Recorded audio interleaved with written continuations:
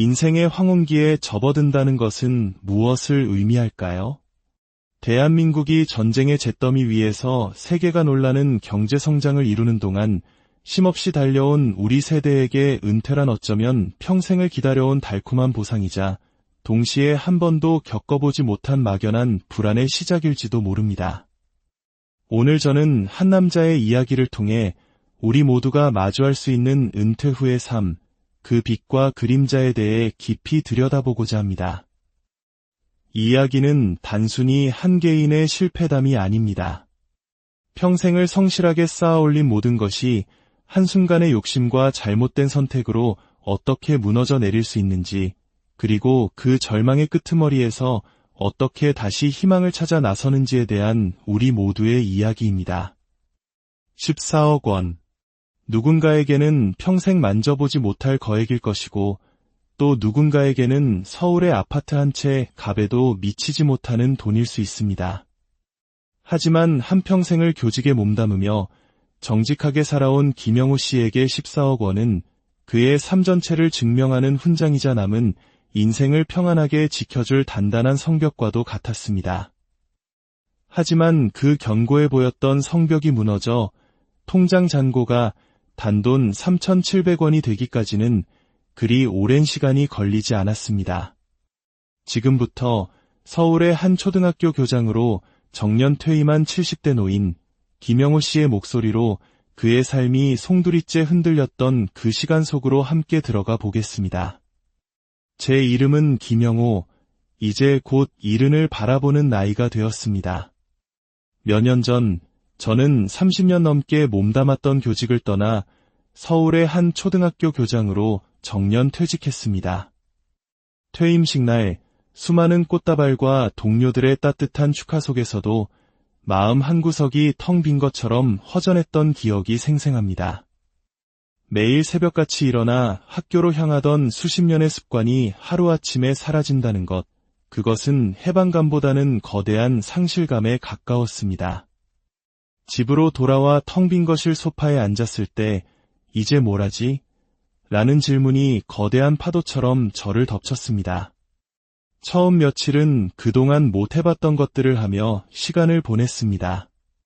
늦잠도 자보고 대낮에 목욕탕에도 가보고 정처 없이 동네를 산책하기도 했죠. 하지만 그 자유는 일주일도 채가지 못했습니다. 텔레비전은 지루했고 책은 눈에 들어오지 않았습니다. 사회로부터, 평생의 역할로부터 완벽히 분리된 섬이 된 기분이었습니다. 그 무렵 저는 제 인생의 성적표와도 같은 통장을 정리해 보았습니다. 살고 있던 아파트를 처분하면 약 9억 원, 연금을 일시불로 받으면 4억 5천만 원, 그리고 평생 아껴 모은 저축 1억 원. 모두 합쳐 14억 5천만 원이라는 숫자가 찍혀 있었습니다. 결코 적지 않은 돈이었지만 계산기를 두드려 볼수록 불안감은 눈덩이처럼 불어났습니다. 한 달 생활비를 아무리 아껴 300만 원으로 잡아도 1년이면 3,600만 원, 10년이면 3억 6천, 20년이면 7억이 훌쩍 넘는 돈이었습니다. 여기에 예상치 못한 병원비나 경조사비까지 생각하면 과연 이 돈으로 품위 있는 노후를 보낼 수 있을까 의구심이 들었습니다. 평생 알뜰하게 살아온 아내 역시 같은 불안을 느끼고 있었습니다. 어느 날 저녁 마트에서 장을 보고 온 아내가 깊은 한숨을 내쉬며 말했습니다. 여보, 오늘 파 한 단이 4,000원이 넘더라고요. 물가가 정말 무섭게 오르네요. 제가 버는 빠듯한 교사 월급으로 아이 둘을 키우고 집까지 장만할 수 있었던 것은 전적으로 아내의 헌신 덕분이었습니다. 그런 아내가 파 한 단 값에 세상이 무너진 듯 한숨 쉬는 모습을 보니 가장으로서의 책임감이 무겁게 어깨를 짓눌렀습니다. 그날 밤 잠 못 이루고 스마트폰을 뒤적이다 우연히 한 유튜브 영상을 보게 되었습니다. 베트남에서 한 달 100만 원으로 황제처럼 사는 법. 처음에는 그저 자극적인 제목의 낚시 영상이겠거니 했습니다. 서울에서는 월세 내기에도 벅찬 돈이니까요. 하지만 영상 속 한국인 은퇴자들의 삶은 제 상상을 초월했습니다. 넓은 풀빌라에 살면서 매일같이 외식을 하고 마사지를 받고 저렴한 비용으로 골프를 즐기는 모습. 그것은 제가 꿈꿔왔지만 감히 상상조차 하지 못했던 노후의 모습이었습니다. 호기심이동의 다낭 한인타운, 베트남 실제 물가 같은 관련 영상들을 밤새도록 찾아보았습니다. 보면 볼수록 환상은 현실적인 계획으로 바뀌어 갔습니다. 특히 한 은퇴자의 인터뷰가 제 가슴에 불을 지폈습니다. 한국에선 돈 아끼느라 하고 싶은 거 참고 살았는데 여기선 다릅니다. 한국 돈 5억이면 여기서 평생 떵떵거리며 살 수 있어요. 다음 날부터 저는 교장 시절의 꼼꼼함을 발휘해 베트남 이민에 대한 본격적인 조사를 시작했습니다. 인터넷 환율을 계산해보니 1억 원은 무려 20억 동에 달했고 베트남의 평균 월급은 우리 돈으로 30만 원이 채 되지 않았습니다. 그곳에서 우리는 그야말로 부자였습니다. 베트남 이주 동호회 같은 인터넷 카페에 가입해 현지 거주자들의 생생한 후기를 접했습니다. 물론 언어 문제나 유료 시스템 같은 단점도 있었지만 압도적으로 많은 장점들이 그 모든 단점을 덮고도 남는 것처럼 보였습니다. 일주일간의 조사 끝에 아내에게 조심스럽게 베트남 이야기를 꺼냈습니다. 처음에는 뜬구름 잡는 소리라며 일축하던 아내도 제가 모아둔 자료와 영상들을 함께 보며 조금씩 마음을 열기 시작했습니다. 무엇보다 한 달 100만 원으로 여유롭게 생활할 수 있다는 사실에 가장 크게 흔들리는 듯했습니다. 평생 돈 걱정에 시달려온 아내의 얼굴에 처음으로 기대감이라는 것이 서리는 것을 보았습니다. 우리는 결심했습니다. 백문이 불여일견이라고 일단 직접 가서 우리 눈으로 확인해 보자고. 그렇게 5박 6일짜리 다낭 패키지 여행을 예약하고 우리는 새로운 인생을 꿈꾸며 비행기에 몸을 실었습니다. 다낭 공항에 내리자 후텁지근하면서도 부드러운 바람이 우리 부부를 감쌌습니다. 도로를 가득 메운 오토바이의 물결, 길게 늘어선 야자수, 낯선 글자로 가득한 간판들. 그 모든 이국적인 풍경이 낯설면서도 왠지 모를 해방감을 주었습니다. 여행은 꿈만 같았습니다. 5성급 호텔 숙박비는 서울의 모텔 값도 되지 않았고 랍스터와 온갖 해산물이 가득한 저녁 식사는 믿을 수 없을 만큼 저렴했습니다.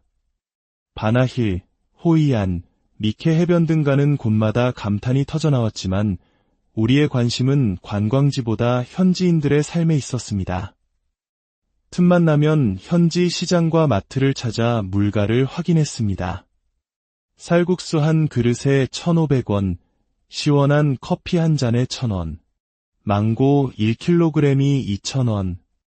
아내는 평생 처음으로 가격표를 보지 않고 마음껏 과일을 장바구니에 담으며 소녀처럼 기뻐했습니다. 여행 중 가이드가 소개해준 한인 부동산을 통해 집 몇 군데를 둘러보았을 때 우리의 결심은 확신으로 바뀌었습니다. 수영장이 딸린 2층 빌라의 월세가 60만 원, 아름다운 바다가 한눈에 보이는 신축 아파트가 70만 원이었습니다. 모든 가구와 가전이 완벽하게 갖춰져 있었죠. 우연히 카페에서 만난 한 한국인 은퇴자는 여기선 돈 걱정 없이 하고 싶은 거 다 하면서 제2의 인생을 즐기고 있다며 행복한 미소를 지어 보였습니다. 한국으로 돌아오는 비행기 안에서 아내와 저는 말없이 서로를 바라보며 고개를 끄덕였습니다. 우리의 마음은 이미 정해져 있었습니다. 한국에 돌아오자마자 현실의 무게가 다시 우리를 짓눌렀습니다. 연일 치솟는 물가 소식과 조금씩 줄어드는 통장 잔고는 베트남에서의 꿈같은 삶을 더욱 갈망하게 만들었습니다. 3개월의 고민과 준비 끝에 우리는 마침내 베트남으로의 이주를 결심했습니다. 가장 큰 난관은 자식들의 반대였습니다. 아들 민혁이는 아버지, 그 나이에 갑자기 이민이라니요? 14억이면 한국에서도 충분히 편하게 사실 수 있어요. 라며 현실을 보라고 소리쳤고, 딸 수진이는 아빠, 아프시기라도 하면 어떡해요? 말도 안 통하는 곳에서 무슨 일이라도 생기면 이라며 눈물을 글썽였습니다. 아이들의 걱정이 타당하다는 것을 알았지만 저는 단호했습니다. 평생 자식들을 위해 헌신했으니 이제는 우리 부부의 행복을 위해 살고 싶다고 설득했습니다. 40년 가까이 살아온 정든 집을 정리하는 날 눈물이 났지만 애써 외면했습니다. 새로운 삶이 우리를 기다리고 있었으니까요. 인천공항에서 아들은 여전히 못마땅한 표정으로, 딸은 눈물을 훔치며 우리를 배웅했습니다. 정말 힘드시면 바로 연락하세요. 아들의 마지막 말이 귓가에 맴돌았지만 우리는 희망을 안고 비행기에 올랐습니다. 베트남에서의 초기 정착은 순조로웠습니다. 미케 해변 근처에 아담한 수영장이 딸린 2층 빌라를 월세 60만 원에 계약했습니다. 서울의 원룸값도 안 되는 돈으로 꿈에 그리던 집에 살게 되다니 매일이 믿기지 않았습니다. 아침에 일어나면 수영을 하고 쌀국수로 아침을 먹고 오후에는 해변을 산책하거나 낮잠을 자는 여유로운 일상이 계속되었습니다. 한 달 생활비는 아무리 많이 써도 150만 원을 넘지 않았습니다. 한국에서는 상상도 할 수 없던 풍요로움이었습니다. 한인의 모임에 나가면서 새로운 친구들도 사귀었습니다. 대부분 우리처럼 은퇴 후 여유로운 삶을 찾아온 사람들이었죠. 우리는 정말 잘 왔다고, 인생에서 가장 행복한 시간을 보내고 있다고 믿었습니다. 하지만 평화로운 일상에 익숙해질 무렵 새로운 고민이 찾아왔습니다. 너무나 여유로운 삶이 오히려 허전하게 느껴지기 시작한 것입니다. 평생을 치열하게 살아온 우리에게 아무것도 하지 않는 시간은 견디기 힘든 공허함으로 다가왔습니다. 바로 그때 한 남자가 제 인생에 나타났습니다. 한인의 모임에서 만난 박민준이라는 사람이었습니다. 50대 초반의 깔끔한 인상을 한 그는 베트남에서 부동산 개발로 크게 성공한 사업가였습니다. 그는 제게 먼저 다가와 스스럼 없이 말을 걸었고 이상하게도 그와는 말이 잘 통했습니다. 그는 제게 골프를 권했습니다. 여기선 골프가 서민 스포츠라며 자신이 직접 가르쳐 주겠다고 했습니다. 평생 분필만 잡아온 제게 골프채는 어색하기 짝이 없었지만 박민주는 끈기 있게 저를 가르쳐 주었고 15살이나 어린 그가 깍듯하게 저를 형님으로 대접해주자 저는 금세 마음을 열었습니다. 일주일에 2번씩 함께 골프를 치고 땀 흘린 뒤 마시는 시원한 맥주 한 잔은 낯선 타지 생활에 큰 위로가 되었습니다. 그는 어느새 제게 가족보다 더 가까운 가장 믿고 의지하는 동생이 되어 있었습니다. 그렇게 7개월이 지났을 무렵 아내가 작은 한식당을 해보고 싶다는 꿈을 이야기했습니다. 그 이야기를 박 사장에게 전하자 그는 마치 자기 일처럼 기뻐하며 이치 선정부터 인테리어까지 모든 것을 도와주겠다고 나섰습니다. 하지만 사업을 위해서는 비자 문제가 해결되어야 했습니다. 그 문제를 상의하기 위해 찾아간 박 사장의 사무실에서 저는 운명을 바꿀 또 다른 한 사람을 만나게 됩니다. 그녀의 이름은 린, 박 사장의 비서였습니다. 검은 정장을 단정하게 차려입고 은은한 향수 냄새를 풍기는 30대 중반의 베트남 여성이었습니다. 베트남 최고 대학에서 한국학을 전공했다는 그녀는 완벽한 한국어를 구사하며 저를 김 선생님이라 부르며 깍듯하게 대했습니다. 한국에서 교장 선생님이셨다고 들었어요. 정말 존경스러워요. 은퇴 후 그저 할아버지로 불리던 제게 선생님이라는 호칭과 함께 존경의 눈빛을 보내는 그녀의 모습에 한동안 잊고 있던 자존심이 되살아나는 기분이 들었습니다. 며칠 뒤 박 사장은 비자 문제를 해결하려면 베트남에 일정 금액 이상을 투자했다는 증명이 필요하다며 저에게만 특별히 알려주는 고급 정보가 있다고 운을 댔습니다. 그는 저와 린을 차에 태우고 다낭 외곽의 한 허허벌판으로 데려갔습니다. 형님, 바로 여기입니다. 2년 안에 이곳은 다낭의 강남이 될 겁니다. 잡초만 무성한 황무지였지만 박 사장은 열정적으로 미래의 청사진을 설명했습니다. 그때 린이 정부 승인 문서라며 위조된 서류를 보여주며 제 옆으로 바싹 다가왔습니다. 선생님 같은 지적인 분이 함께해 주셔서 정말 든든해요. 어깨가 닿을 듯 가까운 거리에서 풍겨오는 그녀의 향수 냄새와 저를 향한 신뢰 가득한 눈빛에 제 이성은 서서히 마비되기 시작했습니다. 집에 돌아와 투자 이야기를 꺼내자 아내는 세상에 공짜는 없다며 이유 없이 친절한 사람을 가장 조심해야 한다고 경고했습니다. 제 옷에 밴 낯선 향수 냄새를 맡고는 그 여자에게 홀린 것 아니냐며 날카롭게 반응했습니다. 아내의 직감은 정확했습니다. 하지만 저는 이미 욕망의 덫에 깊이 빠져 있었습니다. 며칠간의 갈등 끝에 저는 아내의 격렬한 반대를 무릅쓰고 10억 원을 투자하기로 결심했습니다. 투자하기만 해봐요. 그날로 이혼인 줄 알아요. 아내는 울부짖었지만 제 귀에는 들리지 않았습니다. 10억이 30억, 40억이 될 것이라는 박 사장의 달콤한 속삭임과 저를 존경의 눈빛으로 바라보는 린의 얼굴만이 제 머릿속을 가득 채우고 있었습니다. 계약서에 사인하는 날, 떨리는 제 손 위로 린이 자신의 손을 부드럽게 포개며 말했습니다. 괜찮아요, 선생님. 선생님은 항상 옳은 선택을 하시잖아요. 그 순간 남아있던 마지막 불안감마저 눈 녹듯 사라졌습니다. 하지만 그 후 박 사장은 이런저런 핑계를 대며 추가 자금을 요구하기 시작했습니다. 공무원 로비 자금으로 5천만 원, 환경 영향평가 비용으로 3천만 원. 이미 10억이라는 거금을 투자한 저는 모든 것을 잃을 수 있다는 불안감에 그의 요구를 들어줄 수밖에 없었습니다. 넉 달이 지났을 때 그들과의 모든 연락이 끊겼습니다. 불길한 예감에 사무실로 달려갔지만 그곳은 텅 비어 있었습니다. 간판은 떼어져 있었고 건물 경비원은 그들이 일주일 전 야반도주하듯 사라졌다고 말했습니다. 사기였습니다. 처음부터 끝까지 모든 것이 저를 노린 치밀한 사기극이었습니다. 10억 8천만 원. 평생 모은 돈의 대부분이 한순간에 연기처럼 사라졌습니다.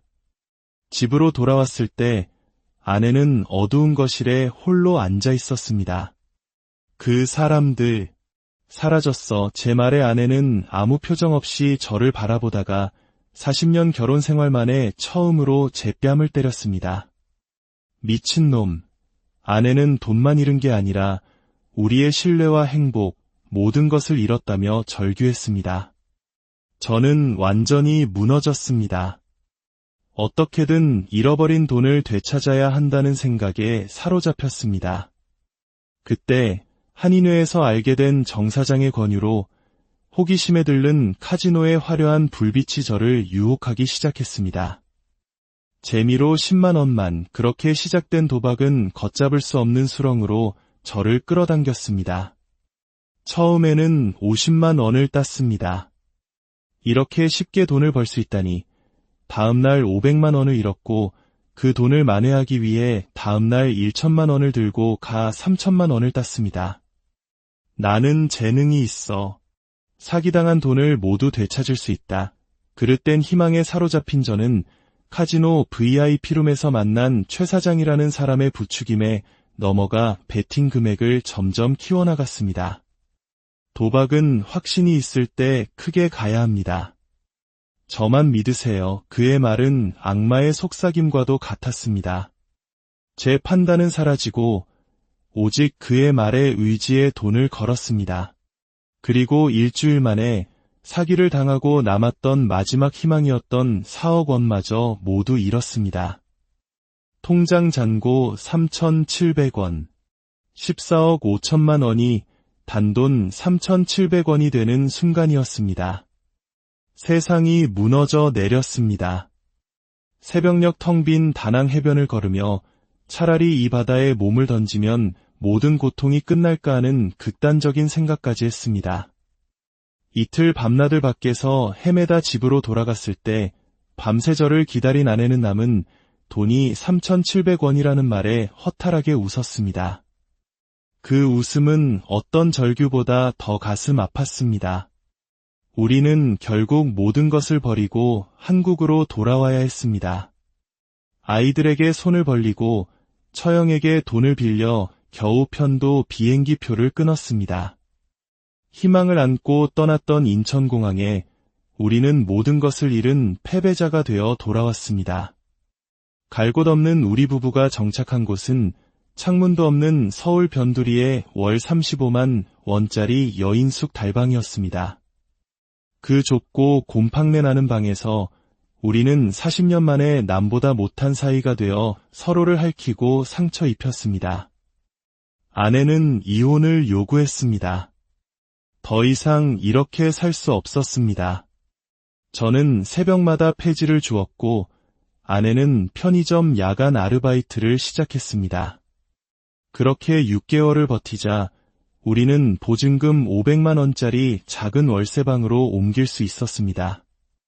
이사하던 날 6개월 만에 처음으로 아내와 마주 앉아 김밥을 먹었습니다.